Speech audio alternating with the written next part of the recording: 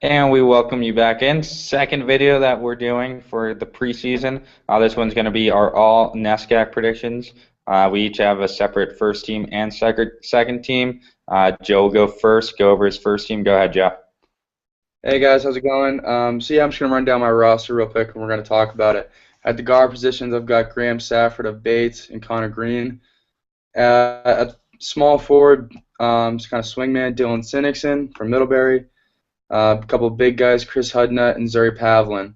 Adam, what do you think? Interesting team. Guy right away that jumps out to me is Zuri Pavlin, the college sophomore. Yeah, Zuri Pavlin, I felt like got overlooked a little bit, especially with Matt Battis getting a lot of attention. But Pavlin had a great year, averaged a double-double, actually. I don't know if a lot of people realize that. He was so efficient from the floor. He does so many things well. We've talked a lot about how the front courts are going to play a big role this season for a lot of teams. I think Pavlin's going to be huge for them on both ends of the floor, and I think that team goes only as far as Pavlin can take them this season. Well, I think also the question is, how far can he take them? Do you think that he gets, punished somewhat for not, if the team struggles, given all the youth surrounding them? Yeah, I mean, I think, like you said, a lot of youth. It's not necessarily a team that I think is going to be in the hunt for the championship. But I think without Pavlin, they wouldn't even be in the discussion. I think he's so talented. I expect him to be even better this year. With last year putting up 10.5, 10.8 a game, I think those numbers even go up. He's going to play a lot of minutes. As long as he stays healthy, I think he's going to have a great year. And it's sort of some people might think it's a bit of a stretch to pick a sophomore on the first team, but I think he's got the talent, and I think he's going to produce this year. Then the other guy who stuck out to me was Graham Safford, right, for base. You picked him as well. I did. Yeah, I struggled a little bit with this selection because I think there's a lot of talented guards as well, but not too many true point guards coming back that I thought should consider for this.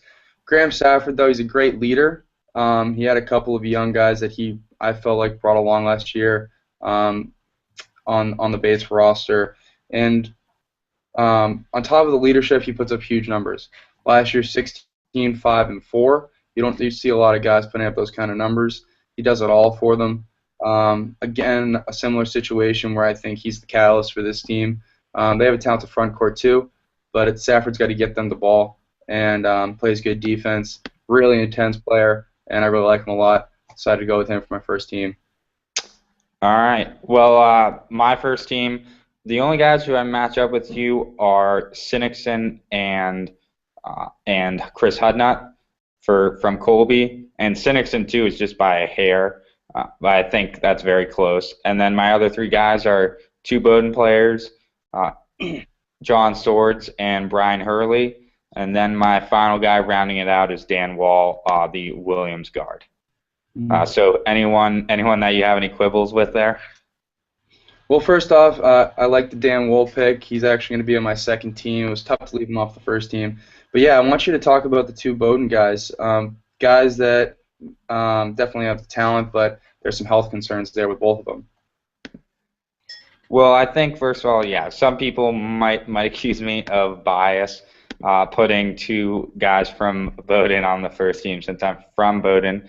But I think that they do have very good arguments. Swords showed himself that he's just a great defensive player, that he changes games on that end because of his size. And the jump that he made from his sophomore, junior years was huge. He's not going to have that same improvement. I think he'll be a little bit better this year as long as he stays healthy. But that health is a big question. And then the other guy for Hurley, I like him coming back from injury. He came back, didn't really come back at the end of last year full strength. Still looked okay in points. But when you look at his sophomore numbers, he's a pretty good shooter, especially from the outside, which Bowdoin's going to need him to do a lot of. And he's just a guy who can get into the lane and distribute, which is something that Bowdoin missed last year. Yeah, I agree with you there. I think if Hurley's 100%, he could definitely earn a spot on this team. Just a courageous pick from you, and I admire that. I tip my cap. I'm not gonna go so far as to put him on the team right now, but I think he's definitely on my watch list. And real quickly, since we agree as opposed to arguing for once, what puts Sinnickson and Hudnut on this list? Like we both think that they were no doubt first or second teamers. We ended up putting him on our first team. For me, Sinnickson is going to be the primary scorer for Middlebury. He shoots the ball real well from deep, and Hudnut's just so efficient, does everything on the floor. What do you think? Yeah, I agree that Hudnut is just a guy who, for Colby, I expect them to be right in the mix this year. And he's something who, as a sophomore, he showed that he can do it all. He can shoot the three. He has a nice post game down low. He improved defensively. His positioning was much better down in the post. And I think everything that Colby does hinges off of him. And for Sinnerson, it was close. It's him and Connor Green, two players who Connor Green for Amherst, two similar type players, really. Guys who are power forward type bodies in a lot of ways, but play on the outside mostly, shoot a lot of three-pointers. And both of them also have to deal with losing the loss of their lead guards. So I don't know how that will impact either their play, but I give Sinnickson the edge over Green because Sinnickson has more around him coming back, which I think will keep him efficient, while Green will have to put up shots that he's not used to. Absolutely. All right, should we move on to the second teams? Yeah, why not? Move along quickly here. So I'll go first with my second team. So guy I was just talking about, Connor Green leads it off. Then I go Trinity point guard Jaquan Starks. I think he builds on his sophomore year and becomes the leader there. And I'm going to go David George, also from Amherst, a guy who really in the second half of last year showed that he is a defensive force, a different type of force, blocking shots all over the floor. Hunter Sabidi from Tusk, we talked about him a fair amount. He's a force down low. Still think he's a quality player. And then my final guy is Mike Bornasian from Bates, two guard, who's pretty big, and also got to give him props because he tweets at Andre Drummond a good amount, so that alone should be worthy of second team. Well, the tweeting aside, Adam, I'd like you to explain a little bit of your guard picks there. Talk about Bornasian and talk about Starks. Well, Bornasian, it was between him or Safford, and I just went with Bornasian because of how he played in the second half of the year. He went off against Conn College, scored 39 points, had a couple of other really good games in NESCAC play against Wesleyan, scored 22, Williams 18. So, Safford sort of fell off a little bit as the year went along, but Bornasian got stronger and stronger. And then Starks, as well, is just, I think his points per game, he was 11.1 last year. I think that inches up into the 14-point range, and that he also improves his assist to turnover ratio a little bit and gets that above 2, and that will be enough to award him second team all honors. Yeah, interesting picks. I like your explanations, and they're definitely on my watch list as well. I'm going to give you my second team now, and you let me know what you think. Go right down the roster. Dan Wool, Steve Halladina, Hunter Merriman, Hunter Sabetti, and David George.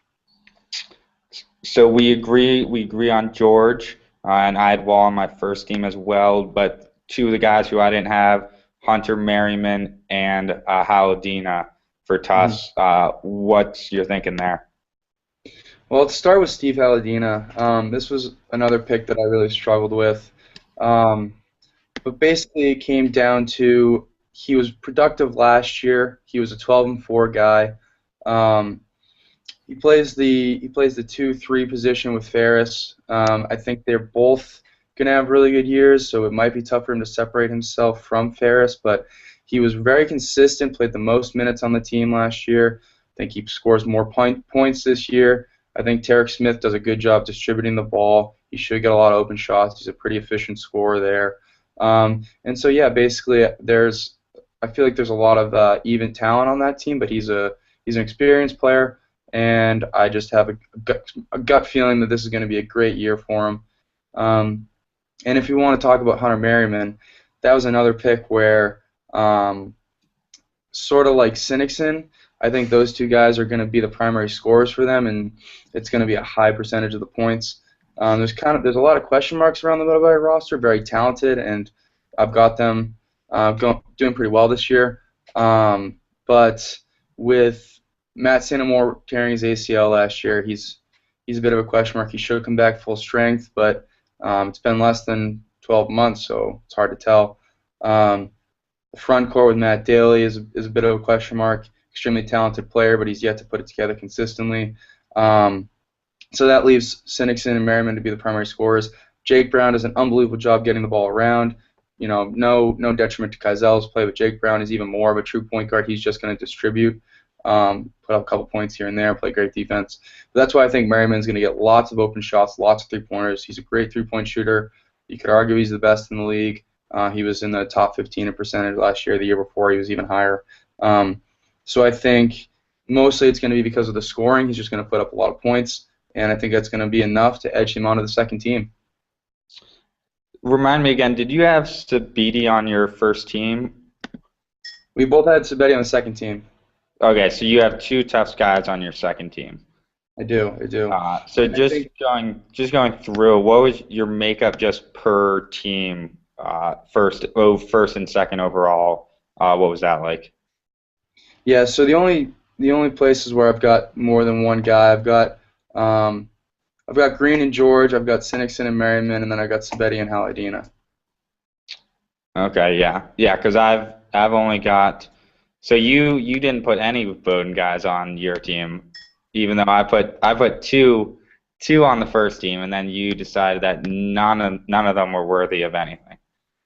Well, you know, Swords was an All-NESCAC player last year, and I wanted to put him on the team, but with the rumors of health concerns, I was just a little bit nervous to do so. I absolutely think if he's 100% healthy, he's going to be a first-teamer, but I think there's just reason for concern there. And like I said, Hurley, if he's healthy also, could be a All-NESCAC player, but we didn't see him much last year, so I don't know what to expect from him. All right, fair enough.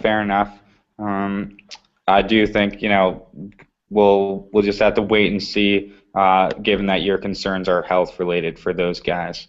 Yeah, and the only team besides Bowdoin for me that has two players is Amherst in Green and George, the two guys really who are coming back who have the most experience on their team. So they're going to need to really be big players for them because of everything that they lost. Even with Dawson and Conklin coming in, those two guys, the returners, still need to be the sort of centerpieces, I think. Yeah, and my question mark there is with George, just because they have a lot of bodies in the front court, they could potentially eat away some of his minutes and the Conklin, the transfer. But like you said earlier, such a defensive presence, came on strong towards the end. He's a young guy, but I think he can make a huge jump into his second year. And if he gets the minutes, I think he'll do enough with those minutes to be worthy of a second team selection.